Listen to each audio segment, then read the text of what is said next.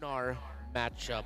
Leo, if you got new members of our MLBB community here, why? Why would Malaysians react to potentially meeting Ulfhednar with a bit of worry? I'd say you look back to 3 or 4 months back. Imagine the high-stakes semifinals. You're on your way to the grand finals at MSC 2024, and you go 5 games against this team from Turkey, and here you meet again in the groups, in the Swiss, in a best of 1. That is the history behind Ulfhednar, formerly known as Fireflux Esports, going up against SRG. All right, so let's hear more about SRG, and let's get into the mind of the MPL Malaysia champions and what they think about dropping to S2G. The defeat was an eye-opener, says Coach Arcadia. We lost because of ourselves. Sometimes that is one of the most difficult losses that one can experience, losing because of yourself. That's just me adding a little bit more to what Coach Arcadia said. And they say that they lost to discipline.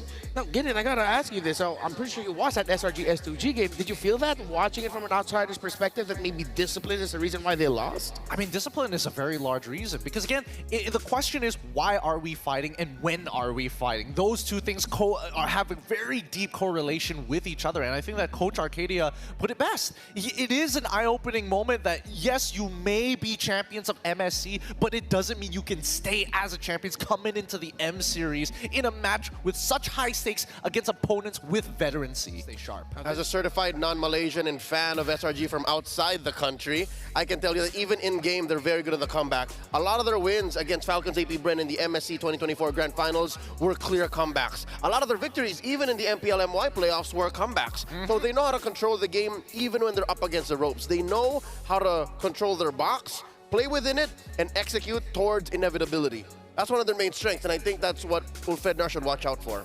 And you're probably wondering, how come these three are talking about SRG a lot? Well, at Southeast Asians, we get a lot of information about SRG. But the very little bits of information that we could get from, well, Ulfhednar, their opponents, it's actually the same thing. Again, Gideon, you mentioned these two teams are more similar than they would care to admit. Because in the times that we've heard... What's our trivia? What's our trivia? Where's it? Oh, okay, it's Q&A. So, it's one of those tests. All right, okay. So, who holds the highest average damage per minute in M Series history, Carl TZ? Is it? Wait, 30. Wait, minimum games. Wait, 30 plus games. No, it can't be. In 30 plus. That means it's a multi-time appearance. It would have to be a multi-time appearance. Edward? It could be. It's one of the Blacklist boys? It's a tough call on this one. 30 games, highest damage. So let's think of it logically, right? First of all, we have to consider meta. What was the highest damage meta? How many games? And especially 30 games is a lot. Yeah. So they would have to either go really, really far in one of the M Series or keep showing in every single one. So that means Few and Carl TZ are up there. Probably, right? Yeah, okay. Few has, wait, only 2 appearances, right? M2 and M5. Yeah, and he won both. Yeah, but you have to remember, like, Skylar now is on his 3rd M Series appearance. That's right. That would outweigh them, yes. Yeah. Would it be a jungler at this point? Because junglers have always been known to have like some crazy high damages throughout the history in terms of the meta. I would say even mid laners put a pretty good argument as well. Maybe it could be someone from Malaysia. Chiku? M1? M2? M3? M4? But did he have high damage though? My guess is Chiku, guys. I'm sure he's had high damage. That's a lot of games. Maybe it is Chiku, guys. Man, this is a really tough one. This is a really tough one. Man, there are good ones, but I'm going to say Carl TZ. I'm going to double down on Chiku. All right. Who is it?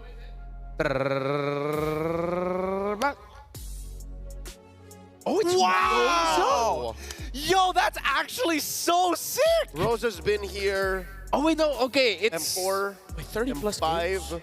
now M6. Now M6 as well. Yeah. Oh, Rosa wasn't an M3. That was still Bedell. You're right. That was still Bedell.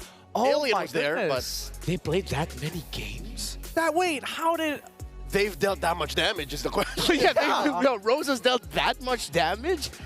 Whoa. That's a carry mid if I've ever seen one. I mean, the meta then was like Lilia, Farsa. That could be the reason why. And I think they got bumped up with the amount of games played because they went through the wild card this year. You're right. And then now they're going through this. That's why. That's a lot of damage, yeah, for a mid laner. Thorn Queen, baby. Thorn Queen. That's why we call Rosa the Thorn Queen. That doesn't say. All right. Okay. We got another hot topic up on board right now. Wonder what How that's hot gonna do we get? How hot can it be? Great shirts. Wait, we already discussed. We already said brew Nerf, No. guys. No. We asked if brew yes or brew no. Okay. You said brew Nerf when we agreed. I said brew Nerf, but now I'm given a third option. Do we nerf Bruno or do we nerf the Malefic gun? This one is kind of interesting. Is Bruno the problem or is Malefic gun the problem? This is really trying to get down to the crux of the issue itself.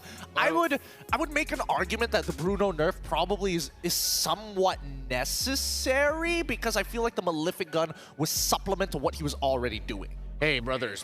All right. Okay. All right, You're brother. Got the colors too. I didn't expect that. I mean, I do. But hey, you guys were talking to me earlier about like you don't need to nerf Bruno. You just gotta like adapt to it. Oh wait, no, because I was asking about banning it. All right. So yeah. It's, Yeah, I double down. Nerf Bruno, leave the gun alone. We just got the gun again. Yeah, we just got honestly a necessary change for the gun. Yeah, the gun now has become a solid second or third item. I like it. I put it on Bane. It works. Wait, Bane Malefic gun? Yeah. You're basically like a little Kaja, like your attack range is... All right. All right, you know what? I think it's time we can talk a little bit more. Something tells me Alien is more likely to do it. Only because Cram can take a beating. Woo! I understand the fact that Cram can just hold it down until the 13-minute mark and then survive. Alien is more like... I feel like it's something that something you do not hear often, but that is huge respects to, again, But I also think joy. that Hilda needs to be thought of as well. Fight for the ultimate answer. Who's gonna get an aneurysm? What are you talking? TNZ's specialties like the Leomord and the Amon come through.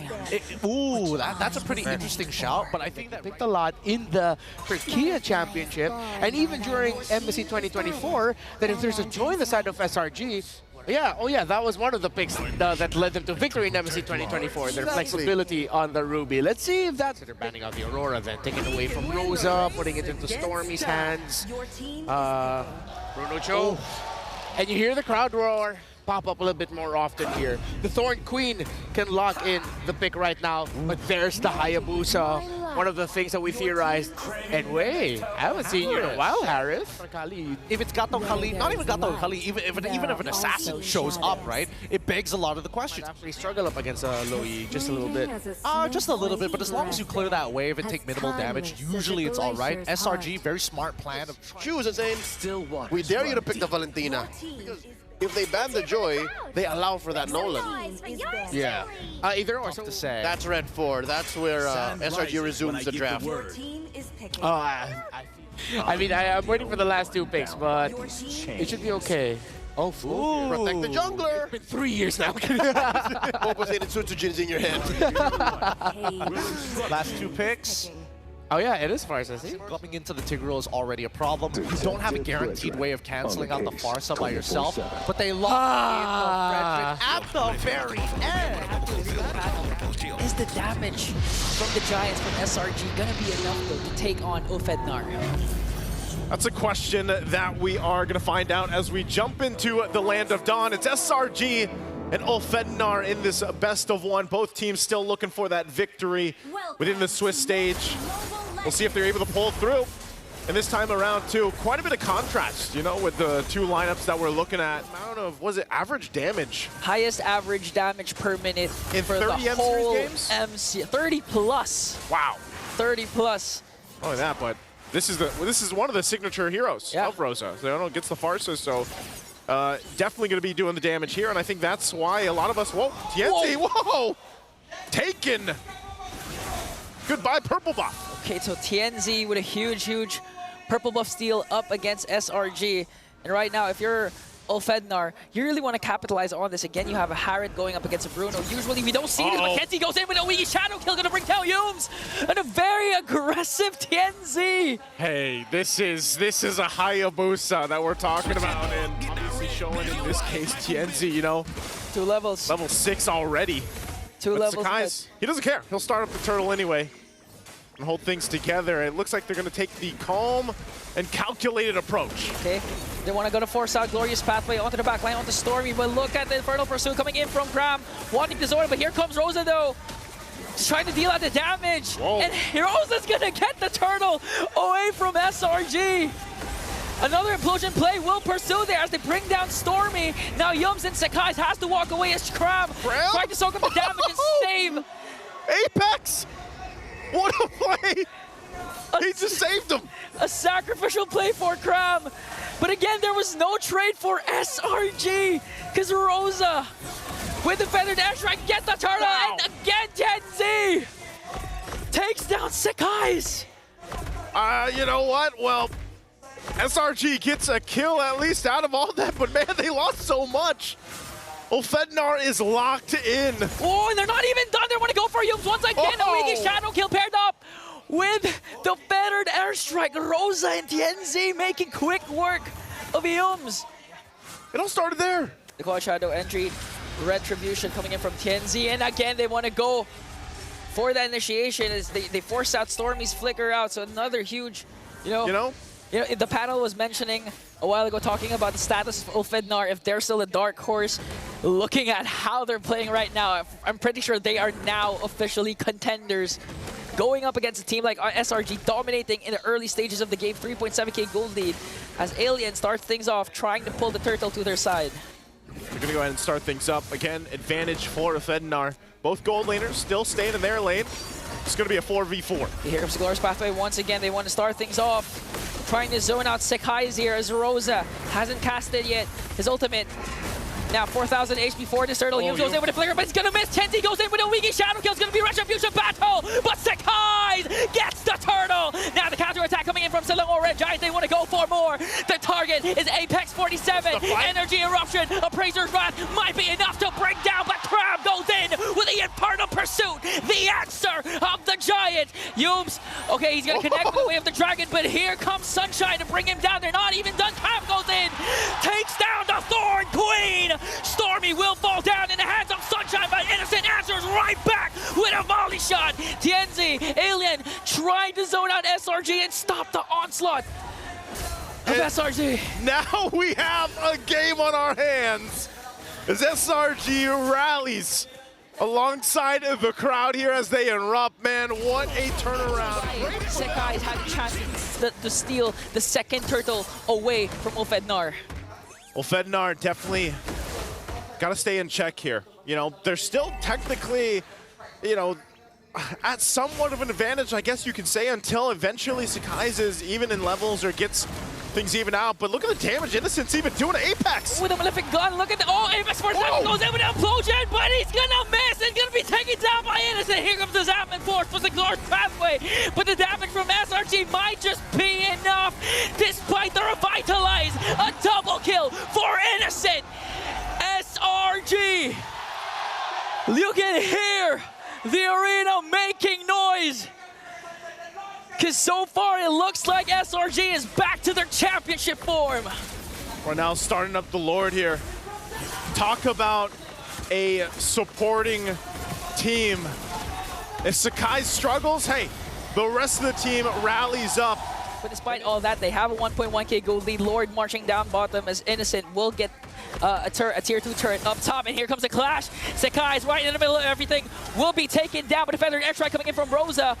But SRG still standing strong. They know that they have the Lord. They can take out all outer turrets. And they got to catch up because some of those team fights, if they can think about it, if they get the implosion right later on towards the game, then they've got the tools to fight. But right now, Apex 47 in trouble again.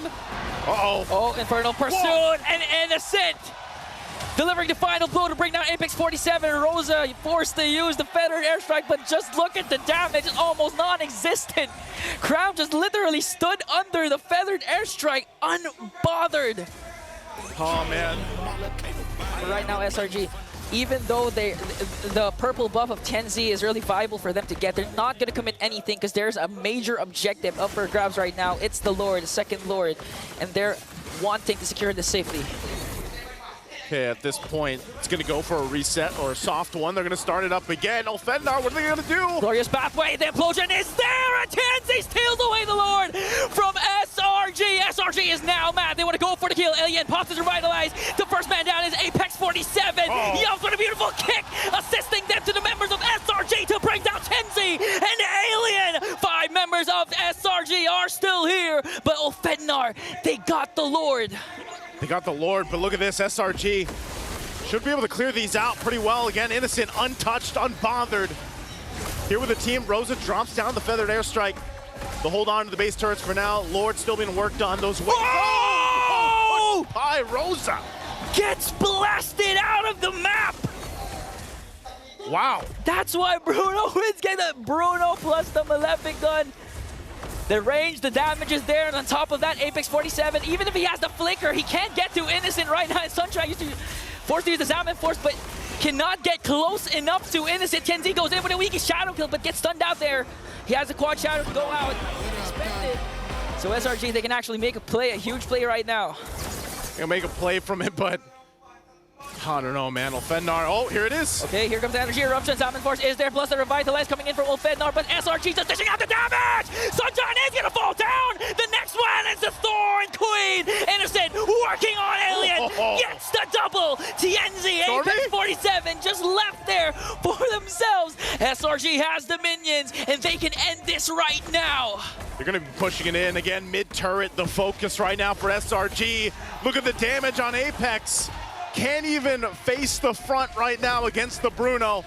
They're looking to close it out. One siege minion, Apex 47, last effort with an implosion, gonna catch 4 plus the Sacred Hammer. Weak shadow kill coming in from Tenzi, but it's not gonna be enough as they're gonna get bursted down by the members of SRG. And just like that, SRG is back on track to their championship form. This guy is not innocent, because right now, 9-0-4, what a game. What a just coming together as a team from SRG. It couldn't be untouched, just untouched, unbothered. And just great to see the adjustments that SRG had to make. Again, they were losing the early game. Ulfhednar had it, and it slipped out of their hands. Really tough to see them for Ulfhednar, and SRG needed that morale boost. What a performance here. We're going to be thrown over to the panel to break down this game and see what they have to say.